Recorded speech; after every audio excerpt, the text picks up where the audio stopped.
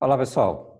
Hoje nós vamos iniciar o estudo de equilíbrio de corpos extensos.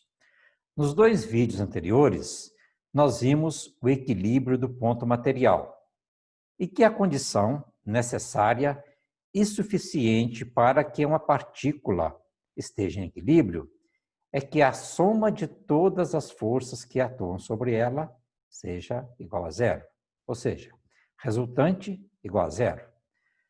No caso agora de equilíbrio de corpos extensos, nós vamos ter que acrescentar mais uma condição que iremos discutir aqui na nossa aula de conceitos de física, equilíbrio de corpos extensos.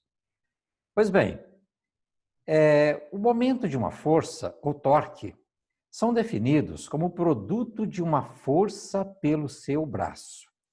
Vamos entender este conceito. Considere uma chave. Essa chave é uma chave de boca, utilizada para apertar ou desapertar um parafuso. E nós queremos, então, girar essa chave, por exemplo, nesse sentido. Então, definimos o momento que essa força que aplicarmos na chave vai causar como sendo o produto da força vezes o braço. Chamamos B de braço. Bem, se aplicarmos essa força bem aqui em cima do centro do parafuso, nós não vamos conseguir girá-lo. Não tem condições de eu girar essa chave se a força está atuando aqui. Precisamos distanciá-la do centro. Quando faço isto, eu estou, então, fazendo com que apareça um braço. Quando a força está em cima, o braço é zero. Quando ela vai deslocando, o braço vai aumentando. A rotação da chave vai ficando mais fácil. O momento está aumentando. Então, o braço, para esta situação, o ideal é essa distância toda aqui, para que eu faça uma rotação devido ao efeito dessa força com maior facilidade. Pois bem, a distância do centro até a linha de ação da força é o braço. Mas não é qualquer distância, porque se eu tomar essa distância aqui, ó, ela vai ser maior, mas o efeito vai ser o mesmo. Então, vamos definir sempre como sendo a menor distância do centro até a linha de ação da força. Ou quando ela é perpendicular aqui, ó, à linha de ação da força. Se tivermos uma outra força, fazendo aqui um ângulo θ com a horizontal, já vimos que essa força pode ser decomposta no componente F cosseno θ e F seno θ. Qual das duas efetivamente fazem a chave girar em torno deste ponto? Essa daqui, ela pode até tirar a chave fora. Quando eu puxo aqui, ela vai sair do parafuso. Esta é a força que vai causar a rotação. Então, qual é o momento? É F seno θ, essa componente da força aqui, vezes o braço. Aí eu terei a rotação nesse sentido. Pois bem, quando a força, portanto, atua nesse sentido, é como se eu tivesse girando o parafuso no sentido de tirá-lo. Estou retirando o parafuso. Foi uma rotação no sentido anti-horário. Aí eu falo que o momento é positivo. Se eu inverto a força, a rotação agora está sendo no sentido horário. É como se eu estivesse apertando o parafuso.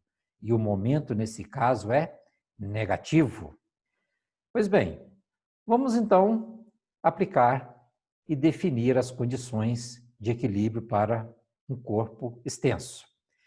Então, a barra homogênea de peso W, peso dela é W, e ela recebe uma carga 2W aqui na extremidade A. Nós queremos saber quanto vale essa força F aqui em B para manter essa barra em equilíbrio. Primeiro vamos entender quais são as condições de equilíbrio para a barra, para o corpo extenso. A primeira condição é que a resultante de todas as forças que atuam sobre ela seja igual a zero. Esta foi a condição do equilíbrio do ponto material, que impedia que o ponto movimentasse, transladasse. Também aqui, ele vai impedir que a barra translade. E a segunda condição é que não tenha rotação. Quem garante essa condição é quando o momento resultante ou momento de todas as forças que atuam sobre ela é igual a zero. Ou seja, esta condição é a condição que garante translação nula e rotação nula. Estamos falando de um equilíbrio estático, o corpo totalmente parado.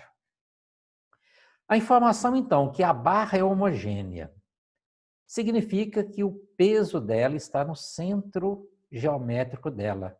O centro de gravidade da barra está no seu centro geométrico. E este apoio também exerce força sobre a barra aqui para cima. Qual a maneira de facilitarmos o problema? Calculando o momento resultante em relação a esse ponto. Vimos agora há pouco que quando a força era aplicada em cima do centro do parafuso, ele não girava, porque o braço era zero. Então, se eu calculo o momento em relação agora a esse ponto, o braço da força-peso e da força do apoio sobre a barra também serão nulos. Quem causa a rotação na barra? Esse peso aqui, essa carga de 2W, no sentido anti-horário, momento positivo.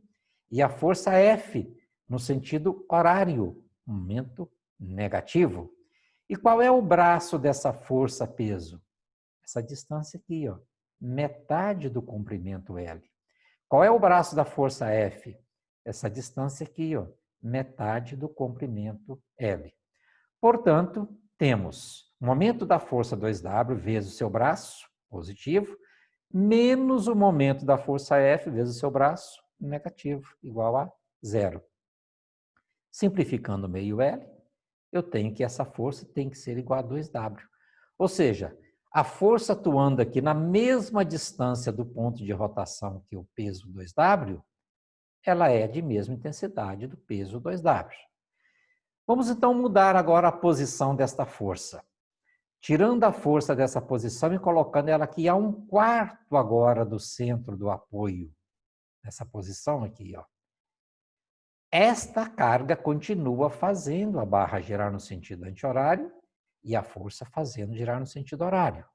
Vamos continuar calculando o momento em relação a este ponto para eliminar o efeito de rotação em relação a este ponto para o peso e a força do apoio. Então, o momento resultante em relação ao ponto de apoio, igual a zero. 2W vezes o seu braço, meio L, e menos F vezes o seu braço, que agora é 1/4 de L. Simplificando L com L, o 2 com 2, eu vou ter que a força F é 4 vezes W. Ou seja, a força quando atuava aqui era exatamente igual ao peso. Agora tem que ser o dobro desse peso 2W, 4W. Eu diminuí o braço da força, que antes era meio L, agora é 1/4 de L. Eu reduzi o braço à metade. Eu tive que dobrar a força agora para segurar essa barra, para manter essa barra em equilíbrio. Muito bem. Vamos agora considerar o apoio em outro local. Mudamos o apoio de lugar. Ele agora está a 1/4 de L da extremidade A, onde está a carga, e a 3/4 de L da extremidade B. Bem, agora essa barra, o peso dela vai ter efeito. O apoio também está reagindo, ele está reagindo aqui, mas o peso continua no meio da barra. A barra é homogênea. Então, vamos fazer o diagrama de forças para essa barra. Coloca todas as forças que atuam sobre ela. Eu tenho a força equivalente àquele peso 2W. Eu tenho o peso da barra que está no centro geométrico dela, que coincide, né, com o centro de gravidade. Tem a força F, aqui em B, e tem a reação do apoio, que eu estou chamando de V. Bem, então, queremos calcular a força agora para esta situação de equilíbrio. Vamos colocar aqui as distâncias, né?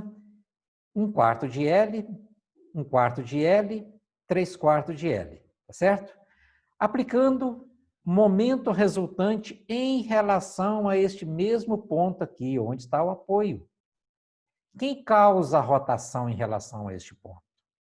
2W no sentido anti-horário. Qual que é o braço dele? 1/4 de L. O peso causa a rotação no sentido horário. Qual que é o braço? 1/4 de L. A força causa a rotação no sentido horário. Qual é o braço? 3/4 de L. Portanto, temos 2W vezes 1/4 de L, momento positivo, menos o peso vezes o braço, 1/4 de L, menos F vezes 3/4 de L, igual a zero. Esses dois com momento negativo e essa aqui com momento positivo. Simplificando o L, que eu tenho em todos os termos, o 4, sobra aqui 2W menos W, é W. F vezes 3. Logo, F é igual a 1/3 do peso, 1/3 de W. Então, vejam bem, esta força F aqui, ela é menor que as anteriores. Nas duas situações, nós tínhamos 2W, 4W e agora W sobre 3. Porque o braço da força F aumentou em relação à carga 2W. E ainda tivemos a colaboração do momento do peso da barra, que ajuda ela a girar também no sentido horário em relação a este ponto. Pois bem, pessoal, este é o exemplo que a gente queria mostrar para aplicar com vocês a condição de equilíbrio para o corpo extenso. E no próximo vídeo, nós vamos continuar com um exemplo também, utilizando este conceito para que vocês solidifiquem melhor o conteúdo. Um abraço e até o próximo.